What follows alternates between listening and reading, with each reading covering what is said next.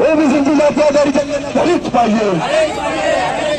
महाबोधी महावीर ब्राह्मणाच्या ताब्यातून मुक्त झालंच पाहिजे। वक्फ बोर्डाचा 2024 कायदा रद्द करा। वक्फ बोर्डाचा 2024 कायदा रद्द करा। भारतामध्ये वामन मिश्राम साहेबांच्या आदेशानुसार संपूर्ण भारतामध्ये 31 राज्यांमध्ये 550 जिल्ह्यांमध्ये एकाच वेळेस हे जेल भरो होत आहे। हे जेल भरो याच्यासाठी होत आहे की जी ईव्हीएम मशीन भारतामध्ये लागू झालेली आहे ते आमचं हे जनतेचं एकच म्हणणं आहे की ईव्हीएम मशीन बॅन होऊन ही बॅलेट पेपरवर मतदान घेण्यात यावं। जे महाबोधी महाविहार आहे जे ब्राह्मणाच्या ताब्यात आहे, जो 1949चा जो ॲक्ट आहे हा ॲक्ट रद्द करून जे डॉक्टर बाबासाहेब आंबेडकरांनी जे संविधान निर्माण केलेलं आहे हे संविधान 1949ला लागू झालेलं आहे।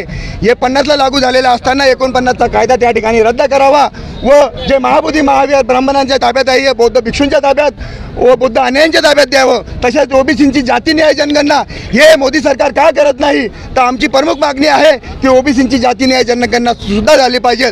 तसंच वक्फ बोर्डाचा 2024चा जो कायदा आहे हा जबरदस्तीने लादला जातो आहे। हा वक्फ बोर्डाचा जो कायदा आहे हा रद्द करण्यात यावा अशी प्रमुख मागणी या ठिकाणी आहे। आणि तसेच संसदेमध्ये सुद्धा बीजेपीचं RSSचं जे सरकार आहे हे महापुरुषांचा वारंवार अपमान करत आहे, त्याकरता आम्ही जेल भरो करत आहे। जर माननीय मोदी सरांनी जर हे आमच्या मागण्या मान्य केल्या नाही तर येणाऱ्या काळामध्ये 1 जुलैला आम्ही भारत बंद करणार आहोत। हीच बहुजन क्रांती मोर्चा, भारत मुक्ती मोर्चा आणि बुद्धिस्ट इंटरनॅशनलच्या माध्यमातून या जळगाव शहरामधून ही एल्गार आम्ही पुकारलेला आहे। जय मूल निवासी। आंदोलन करण्यात आलेले जेल भरो काय आज भारत मुक्ती मोर्चा, राष्ट्रीय पिछड़ा वर्ग मोर्चा आणि राष्ट्रीय मुस्लिम मोर्चाच्या माध्यमातून जे संपूर्ण देशामध्ये चरणबद्ध आंदोलन चालवलं होतं त्याचा हा शेवटचा टप्पा आहे। आणि ह्या शेवटच्या टप्प्यामध्ये आम्ही संपूर्ण बहुजन समाजाचे कार्यकर्ते आज आम्ही जेल भरो करत आहे। हा जेल भरो करण्याच्या मागचा जो मुख्य मुद्दा आहे की नाजायज पद्धतीने आज आपल्या देशामध्ये इलेक्ट्रॉनिक वोटिंग मशीन आपल्या देशामध्ये जे चालवलं जात आहेत तर त्या इलेक्ट्रॉनिक मशीनमुळे आज आपल्या देशातली लोकशाही धोक्यात आलेली आहे। कारण की आज ईव्हीएमच्या माध्यमातून जे लोकप्रतिनिधी निवडून जात आहेत ते लोकप्रतिनिधी आज त्यांनी जनतेच्या समस्या सोडवायला पाहिजे होत्या, पण ते जनतेच्या विरोधामध्ये ते कार्य करत आहे।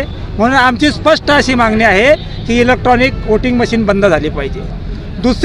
दुसरा आमचा मुद्दा आहे की बिहार येथे जे तथागत बुद्धाला जिथे ज्ञान प्राप्त झालं होतं ते जे महाबोधी महाविहार आहे ते बौद्ध समुदायाची सर्वात मोठी विरासत आहे।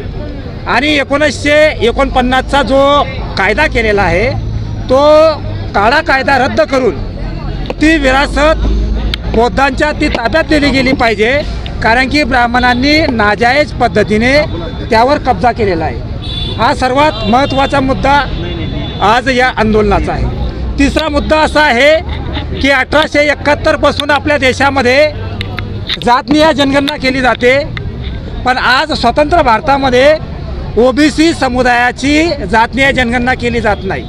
या देशामध्ये दगडांची गिनती होते, या देशामध्ये नदींची गिनती होते, या देशामध्ये पर्वतांची गिनती होते, या देशामध्ये गधड्यांची गिनती होते, या देशामध्ये हिजड्यांची गिनती होते, पण ओबीसी लोकांची जातनीय जनगणना होत नाही।